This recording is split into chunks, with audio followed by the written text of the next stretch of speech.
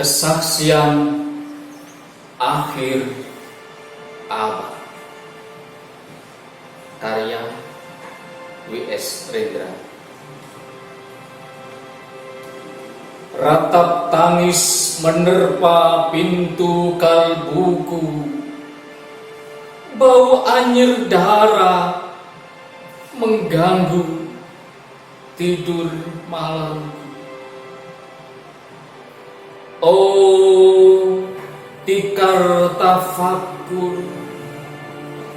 Oh, bau sungai Tohor yang kotor. Bagaimana aku akan bisa membaca keadaan ini? Di atas atap kesepian nalar pikiran yang digalaukan oleh lampu-lampu kota yang bertengkar dengan malam, aku menyerukan namamu, wahai para leluhur Nusantara. Oh Sanjaya, leluhur dari kebudayaan tanah.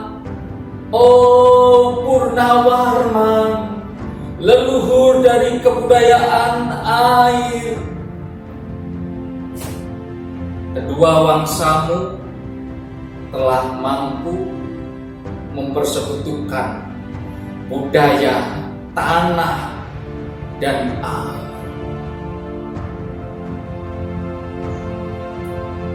Oh Resi Puturan, oh Resi Nirarta, empu-empu tampan yang penuh kedamaian, telah kamu ajarkan tatanan hidup yang aneka dan sejahtera, yang dijaga oleh Dewan Hukum Adat. Oh, bagaimana aku bisa mengerti bahasa bising dari bangsaku?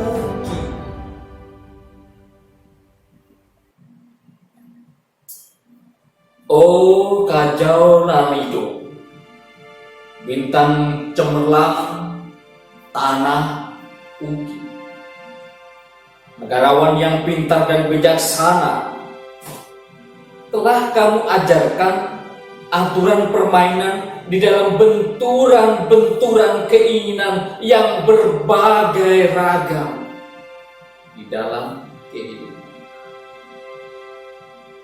Adik bicara, rapang, dan wahyu. Oh, lihatlah wajah-wajah berdarah dan rahim yang diperkosa muncul dari puing-puing tatanan hidup yang porak-poranda. Kejahatan kasat mata tertawa tanpa pengadilan. Kekuasaan kekerasan berak dan berdahak di atas bendera kebangsaan. Oh anak cucuku di zaman saya, bagaimana akan kalian baca prasasti dari zaman kami? Apakah kami akan mampu menjadi ilham kesimpulan? Ataukah kami justru menjadi sumber masalah di dalam kehidupan?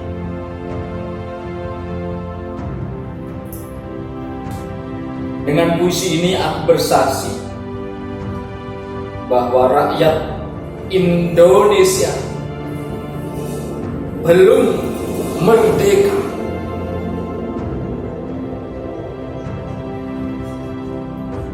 Rakyat yang tanpa hak hukum bukanlah rakyat merdeka. hak hukum yang tidak dilindungi oleh lembaga pengadilan yang mandiri adalah hukum yang ditulis di atas air. Bagaimana rakyat bisa merdeka bila polisi menjadi aparat pemerintah dan tidak menjadi aparat hukum yang melindungi hak warga negara? Bagaimana rakyat bisa merdeka bila birokrasi negara tidak menjadi aparat rakyat, melainkan menjadi aparat pemerintah yang berkuasa? Bagaimana rakyat bisa merdeka bila hak pilih mereka dipasung, tidak boleh memilih secara langsung wakil-wakil mereka di Dewan Perwakilan, dan juga tidak boleh memilih secara langsung camat mereka, bupati, wali kota, gubernur, dan presiden mereka. Dan partai-partai politik menganggap rakyat hanya abdi partai yang dinamakan masa politik partai, kawula partai, atau hamba partai.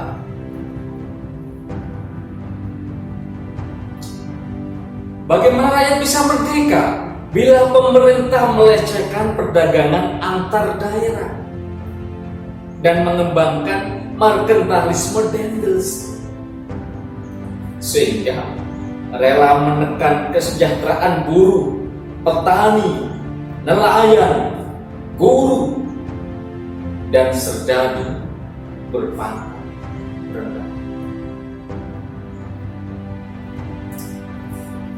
Bagaimana rakyat bisa merdeka bila provinsi-provinsi sekedar menjadi tanah jajahan pemerintah pusat, tidak boleh mengatur ekonominya sendiri, tatanan hidupnya sendiri, dan juga keamanannya sendiri? Ayam, serigala, macan, ataupun gajah, semuanya peka pada wilayahnya. Setiap orang juga ingin berdaulat di dalam rumah tangganya. Setiap penduduk ingin berdaulat di dalam kampungnya. Dan kehidupan berbangsa tidak perlu merusak daulat kedaerahan. Hasrat berbangsa adalah naluri rakyat untuk menjalin ikatan daya cipta antar suku yang penuh keanekaan kehidupan dan memaklumkan wilayah pergaulan yang lebih luas untuk merdeka bersama. Tetapi lihatlah selubung kabut saat ini. Penjajahan tatanan uang, penjajahan modal, penjajahan kekerasan senjata, dan penjajahan oleh partai-partai politik masih merajalela di dalam negara. Dengan puisi ini aku bersaksi bahwa sampai saat puisi ini aku tanda tangani, para elit politik yang berkedudukan ataupun yang masih di jalan tidak pernah memperjuangkan sarana-sarana kemerdekaan rakyat. Mereka hanya rusuh dan gaduh, memperjuangkan kedaulatan golongan dan partainya sendiri. Mereka hanya bergulat untuk posisi sendiri.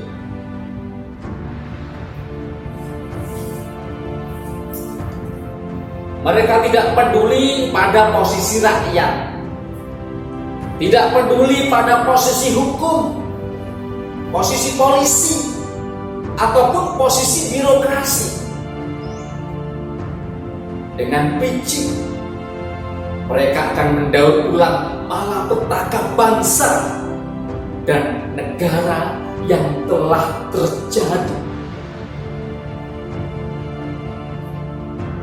Oh Indonesia, Indonesia, negara yang kehilangan makna.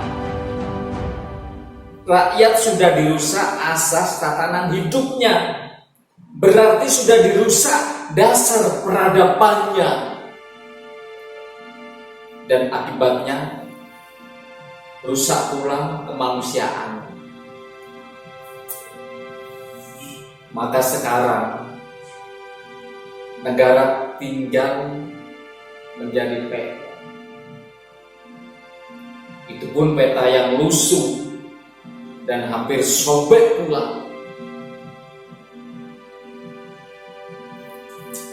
Pendangkalan kehidupan bangsa telah terjadi. Tata nilai rancu, dusta, pencurian, penjarahan, dan kekerasan halal. Manusia sekedar semak belukar yang gampang dikacau dan dibakar.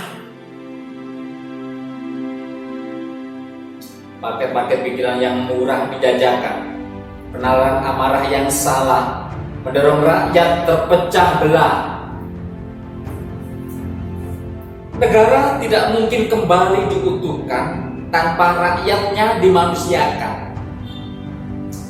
Dan manusia tak mungkin menjadi manusia tanpa dihidupkan hati nuraninya. Hati nurani adalah hakim adil untuk diri kita sendiri. Hati nurani adalah sendi dari kesadaran akan kemerdekaan pribadi. Dengan puisi ini aku bersaksi bahwa hati nurani itu meski dibakar tidak bisa menjadi abu. Hati nurani senantiasa bisa bersemi meski sudah ditebang, putus, dibatang.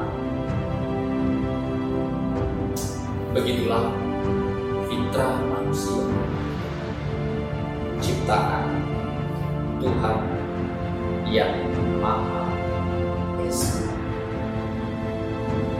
Candi Cetok, 31 Desember 1999.